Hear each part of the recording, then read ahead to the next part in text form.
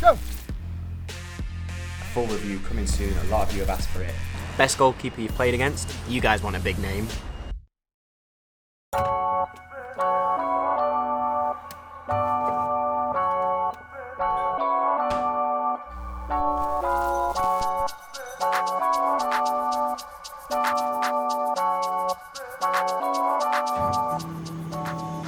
Alright team, welcome back to another video. We've got a big episode for you today. We're going to be answering your questions in a behind the scenes Q&A.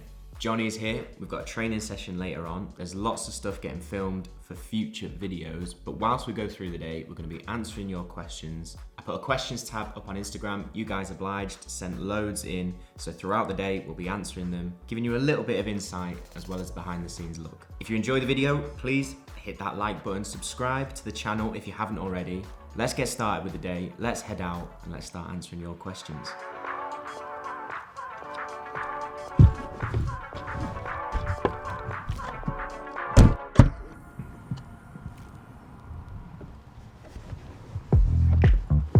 So we're at the pitch. Scott is setting up for a video that you will see in a few weeks, but we'll answer another question whilst we're getting ready. Stefan asks, did social media help you in any way in your career? Which is a very good question. Overall, yes, it's been great. It's been amazing to build kind of keeping goals, to get a whole community of goalkeepers in the same place, helping each other out. We're seeing nowadays more and more athletes are tapping into social media, showcasing themselves, but also building communities like we have here. And we're so proud of that, me and Johnny, what we've managed to build around keeping goals. It's helped me as a player because it's given me a platform that I've been able to show my ability, show my games. More people know about me and how I play as a result of the YouTube channel and social media. There are some negatives. I think there are still some clubs that don't quite understand how positive social media can be if you use it in the right way. You can be a little bit scared of it. I've been quite lucky. Most of the clubs that I've played for have been really positive and have also benefited from what we've done with social media. So overall, I would say yes, it's been a massive, massive positive for me, for us, as long as you know how to use it right and as long as you showcase the truth and show what it's actually like to be a player rather than just creating something that doesn't actually exist. So that's what we've always tried to do. But a very good question, Stefan, and topical, seeing as we're making a video about it. Let's go. Subscribe to the channel if you haven't already. Go and follow Scott at J4K Manchester as well on Instagram. Gonna be a good one. Sounds good. So a quick question before we get in with the session. James Garner asks, what cut of goalkeeper gloves do I wear? And did I wear any different cut when I was younger? So at the moment I wear negative cut. As you can see, these are the Calia power lights. I wear a negative cut, always been my favourite. When I was younger, I did wear a finger save Adidas model. Can't remember what it was called, but I'll pick up a picture so you can see. So I went through a lot of different cuts when I was a kid. I really liked finger save when I was growing, so it didn't bend my fingers back. I tried roll cuts, I tried hybrid cuts, but yeah, I settled on negative cut, and that's what I enjoy at the minute.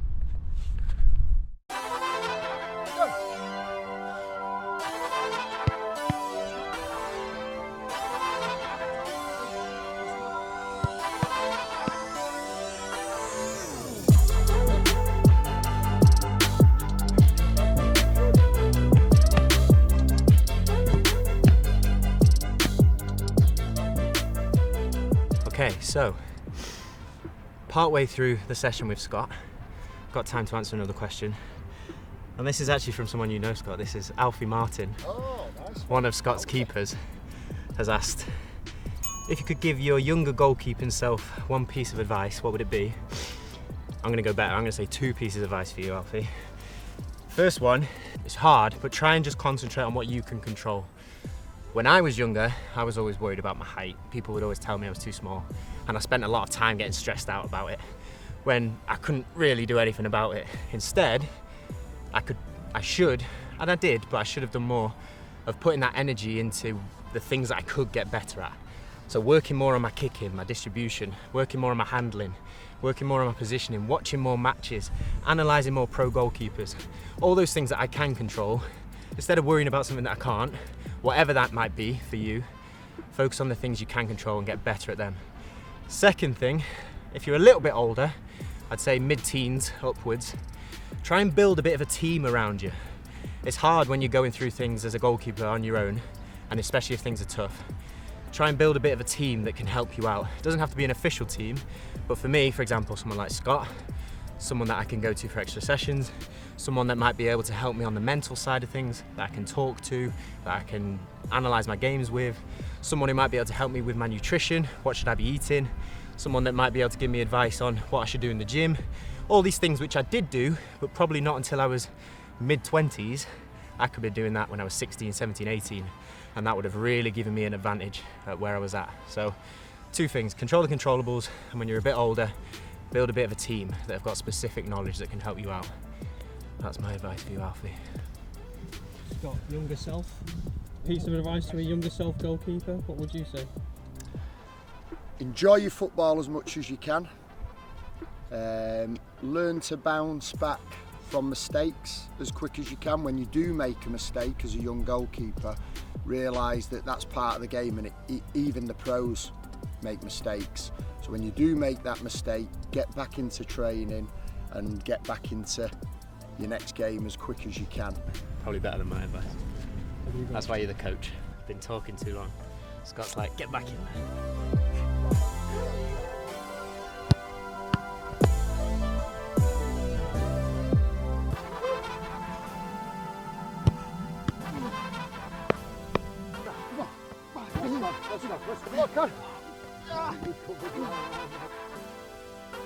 So, session with Scott is done. Excited for you guys to see that session. Going to be a very, very good video.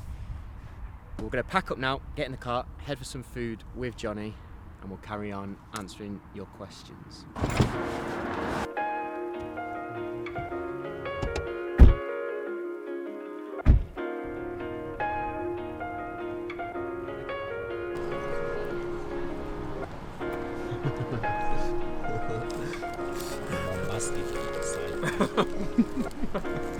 Criminal offensive side.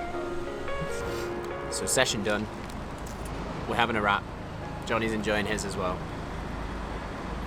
Couple of quick questions. Simon asks, best goalkeeper you've played against? You guys want a big name. Lucky enough to play against Kiefer Kelleher at Liverpool. Aaron Ramsdale as well. Some good goalkeepers in Sweden also. Olsen, Tim Markström. Some very good goalies. I wouldn't be able to pick out one. As a name, you guys, obviously, Ramsdale's a good name. But some goalkeepers you probably never heard of who have actually been very, very good. So we've had our lunch. Lovely wraps. Time to answer another question. This one from Sefa, who asks, how do you deal with self-doubt? Does it happen often to you? Good question, Sefa. I think self-doubt happens to pretty much everyone at some point. There's different ways that you can deal with it. One way is to go back and have a look at things that you've already achieved. So keep a log, whether that's your Instagram page or whatever, where you put up achievements that you've made. And if you're feeling self-doubt, if you're feeling unsure or you're feeling a little bit small, go back, have a read through them, remember all the things that you've done really well in the past. Another thing that I like to do, similar kind of vein, is keep a record of feedback that you've received from coaches or teammates, things that were really positive. Keep that locked away somewhere in a notebook or on your phone. Read that through if you're feeling any doubt. See what other people have said about you, what they've said that you're good at. And another good log to keep is times that you've been brave, or times that you've tested yourself, and times that you've been out of your comfort zone but you've succeeded. Remind yourself of what you can do, and that can help to build that self-confidence back up again. Johnny, any wisdom on when you have low self-confidence? Yeah, I think it's one of those things that no matter what walk of life you're going to be in, you always have those feelings of, am I on the right path? Am I doing the right thing? Am I doing the right work to be trying to work towards a goal? And ultimately, you're not the only person who's going to have self-doubts, and with that you can kind of take some solace, some confidence that other people have worked through situations and other people might be feeling how you're feeling. So just being able to speak about those things, not only self-talk, but speaking to people you trust and people who you openly share feelings with about confidence is really important for me, and I know it's really important for athletes to do as well. Yeah, that's a really good thing to remember. It's not just you. Pretty much everyone that you see competing at any level will have experienced self-doubt before. And a lot of us don't talk about it, but as Johnny says, if you are in a position where you have someone you can talk to, a family member, a friend, a sibling, a teammate, someone that you trust, just tell them, have a conversation with them. Likely that they've been through a similar situation and they might have something that can help as well. So, good advice from Johnny there as well. Hope that helps, Sefa. Thank you for watching, look after yourselves, keep chasing improvement, and I'll speak to you in a bit. So, we've just wrapped on filming a glove review video for these, the Nitrolite JH-V2s. That'll be coming very, very soon. So I thought I'd answer some questions, seeing as we finished that. And a good question from David, do you like the Joe Harts from Callier?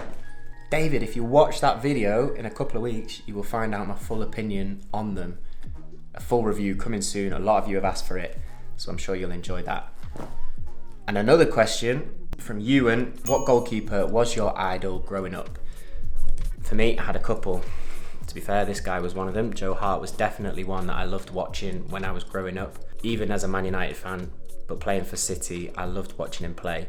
But one which is probably not as expected, I was a huge fan of Tim Howard. When he was at Man United, he was probably my first goalkeeping idol that I loved. And even then, as he went to Everton, carried on playing later on in his career, I loved watching Tim Howard play. Then obviously people like Iker Casillas, Ter Stegen, but my early ones, I'd say Tim Howard and Joe Hart. You can see us in our little tent now that we've just finished the visualization, the guided visualization video. We'll answer a couple of questions before we finish, but I would highly recommend watching that guided visualization video. It's probably going to come out in 2 or 3 weeks, but when it does, I hope you guys enjoy it. Anyway, question from Lewis. Thank you very much, Johnny. What's it like playing in Sweden compared to the UK? Good question, Lewis. Very different, not the same crowds, that's one thing. Apart from obviously the top Allsvenskan teams, the crowds aren't as big in Sweden. The away following isn't really the same, but the crowd culture is very cool with the tifos, the fireworks. But even when you play in bigger stadiums, so far from the league that I've been playing in, the crowds aren't that huge. Compare that to England, where lower down you can still get some very, very big crowds. I'd say the style of play is slightly more technical than the lower leagues in England, bearing in mind I've not played in a Premier League club or a Championship club, but lower leagues, lower football league, non-league kind of level in England, much more physicality focused, intense, big tackles, maybe a little bit more of the ball in the air. Whereas in Sweden, still good physicality, but a little bit more focus on the technical aspect of the game. Not quite as much as Spain when I was over there, but probably in between the two of Spain and England, with a nice blend of technical and physical play. But I'd say those were the main outstanding things, but quite a similar football culture. I've enjoyed playing in Sweden, I've enjoyed playing in England in the past, and I would love to play in England again. So we'll see how we compare the two when I get back and play in England once more.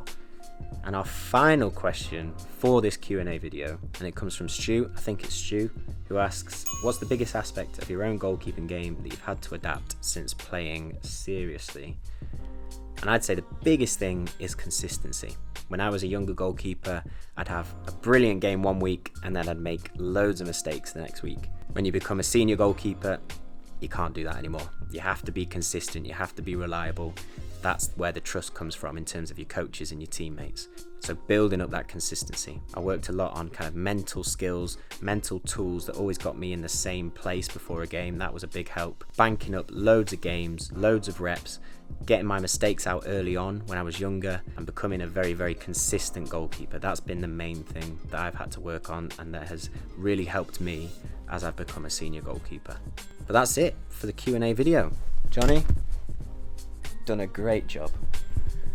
I know you've not seen too much of the videos that we're going to be doing, but they will be coming up over the next few weeks on the channel, and you guys are going to love them. But I hope we answered your question. If we didn't, you can always shoot me a message on Instagram, and we'll do more of these Q&As soon. But thank you very much for watching. I hope you enjoyed it. If you did, please hit that like button, subscribe to the channel if you haven't already. Let me know what you think down in the comments, and we will see you in the next video, which is going to be a good session with Scott Healy. Coming next Sunday. Hope you guys enjoy it. We'll see you in that one. Take care, keep chasing improvement, and we'll speak to you in a bit.